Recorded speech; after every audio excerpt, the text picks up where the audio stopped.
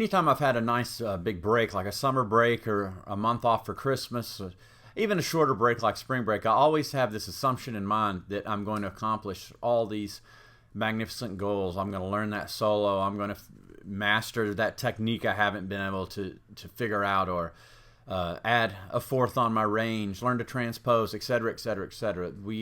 I think it's natural that we have all these desires, and we assume because we have a lot of time that we're going to be able to make some huge gains on those goals. But year after year, summer after summer, August rolls around and it's time to go back to school, and I kind of look at what I actually got done and how I really improved over the last couple months over the summer break, and it never quite seems to pan out the way I anticipated. I haven't taken a day off during a summer break in probably like 23 years. I always practice every day over the summer.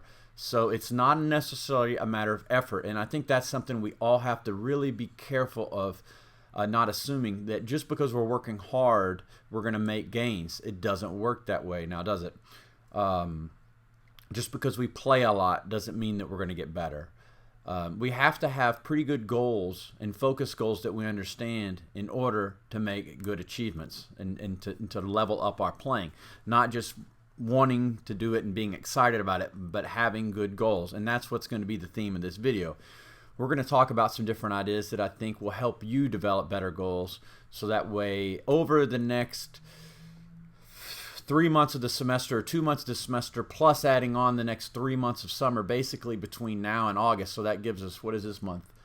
January, February, March. This is March. So we have April, May, June, July, August. So you've got 5 solid months here where you're not going to get a lot of one-on-one teaching, although I hope maybe to see you all some this summer.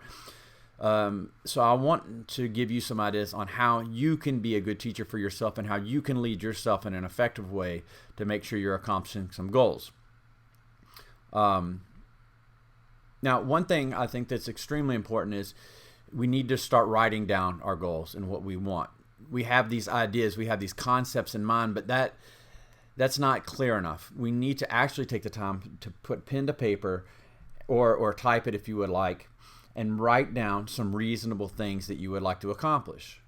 And I would suggest you maybe break these into 3 different categories. Category number 1 in terms of your goals will be your daily goals. And your daily goals might include having a nice warm-up. You could have the different kind of fundamentals that you would like to work on every day. So like I talked to Caleb Trotman last week about double tonguing. That's something he needs to be working on every day. It could be Clark II's double tonguing, a Shubrick's, but in his, it might be double tonguing.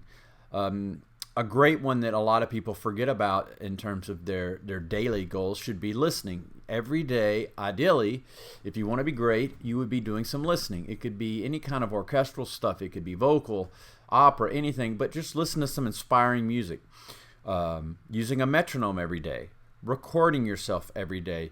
A lot of these goals can be personal with you. I'm just giving you some examples here, but I would make a list of things that you would want to do every day, or let's say at least 4 times a week.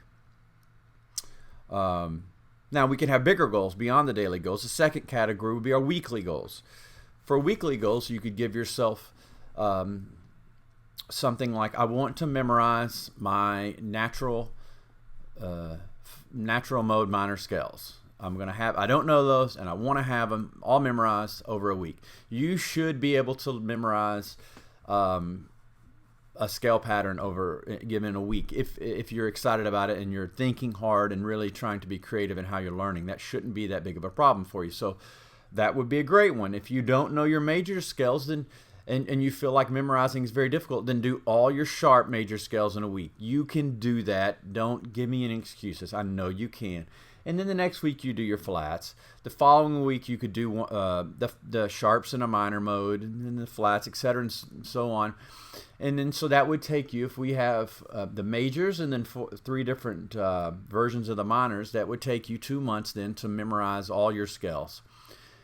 And then what do? Well, go back and do them in thirds, from memory in thirds. And I promise you this will be a fantastic thing where over the course of a month, you can look back and it's like, damn, I really have, I can do some stuff now that I couldn't do a month ago. Another great weekly goal would obviously be learning etudes. Not just practicing an etude for a week, which we often do, but learn it. And the goal at the end of the week could be, I'm going to record it and have a nice recording of myself performing it. That's not to say you have to record it perfectly. That's not to say that you're not going to put a little break in there, because fatigue can be an issue if you're playing a long charlet or something. But you're going to record some sort of performance of yourself playing it through. And maybe there'll be mistakes, and that's okay. Also, learning a large part of a solo. Maybe you're working on the Hindemith Sonata, learning the first page of it, and being able to perform it with a metronome all the way through the first page, something like that. Just a little bigger chunk, but something that's kind of attainable over a relatively short period of time of a week. Now we can have a third category, and that's, as you would expect, long-term goals. This would be a goal that could last a month or even 5 months. You know, we could be talking between now and August. And that could be preparing a recital. I think preparing a solo, that's too long to work on a solo, but maybe a recital, you give yourself maybe a month to learn a solo and perform it. 5 months or 3 months would be more like a recital length period of preparation. You could give yourself a goal like, I'm going to practice every day. I'm going to practice every damn day between now and August. I'm going to figure out how to do it. Now, people say, well, I get real busy. I know. But you're going to figure out how to eat every day between now and August, I assume. And there's going to be some idiot out there, well, I didn't have time to eat. Well, that's just weird. But if you get excited about accomplishing these goals, you can figure out how to practice an hour a day between now and August. I guarantee it. And if you want to do more, great. Do more. I'm going to do more. Am I going to miss a couple of days between now and August? I don't know. Maybe I will. Maybe I won't. But if I do miss it, will be something I planned out ahead of time. You could do something like learn an audition list.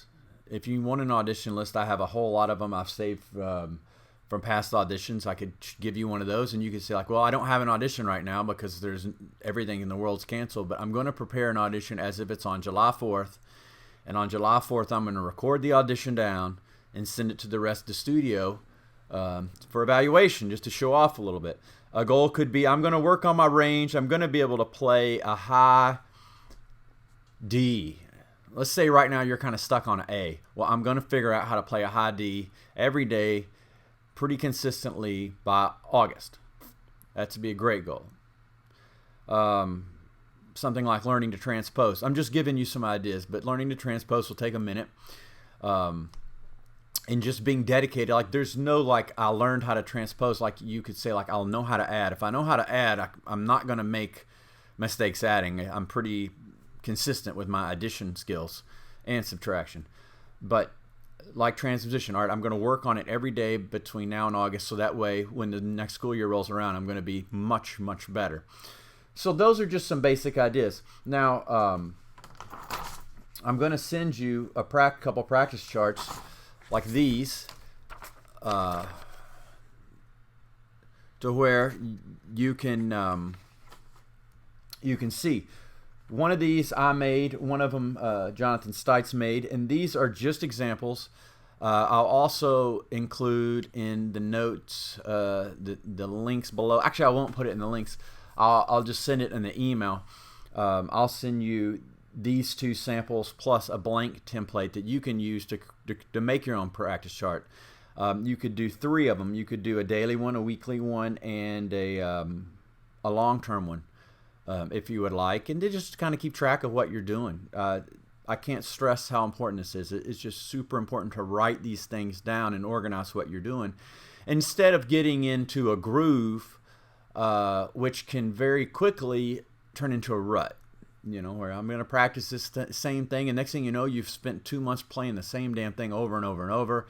Not exciting, not beneficial, unless you have some weird goals. But you know, that's up to you, I guess. Another thing that I would highly encourage you to do that would help you in a lot of ways, not just trumpet playing, would be to keep a journal. You could take a minute or two in the evening or in the morning and just write down what how yesterday went, or let's say you do it in the evening. Let's say you do it in the evening. So you could write down, okay, I felt pretty solid about what I was able to accomplish today.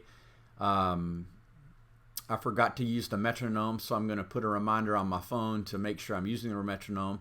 I really benefited from recording those etudes. I feel like I need a new etude now, or maybe it's like I don't understand why I'm not getting better on this particular aspect of my practice, and I need to check with Joe on that and get some tips.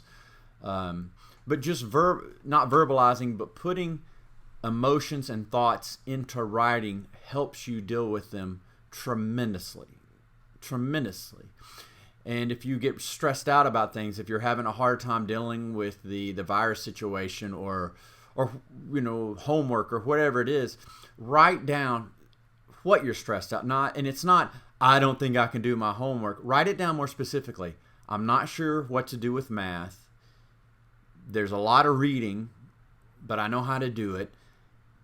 Theory kind of sucks, but it's going to be okay, etc. I'm just giving examples,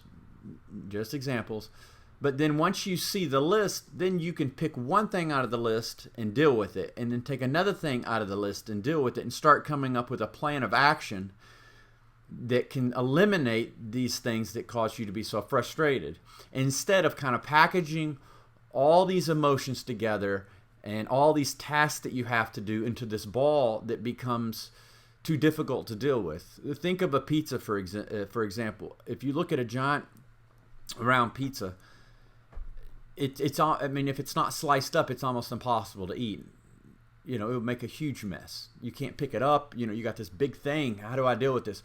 But once you slice it up, then you can deal with it all very easily. And I think when you have complex, we'll call them challenges instead of problems. When we have challenges, like how to get better on trumpet and stay motivated when you have to go 5 months without getting to work with a teacher, or having the kind of interaction, or having ensembles or lessons in person to hold you accountable, that's a big challenge. But when we break it down and stop feeling emotional about it and start being logical about it, then I think the solutions that you need to discover will become apparent, and you can do very well. So there's some thoughts I have about creating goals that should make you more successful. And just to recap, number one, write things down. You need to write things down. That's what successful people do. Number two, there are 3 types of main goals that we're going to be using to organize our plan of action. Those are our daily goals, our weekly goals, and then our more long-term goals. So number 3 in a point to review would be to keep a journal and stay organized in your thoughts and your feelings, and so that way you're able to deal with them in a very effective way. So I hope these comments help. Please give me some feedback and let me know if you have any requests for videos in the future, and I'll be sure to make those as quick as I can.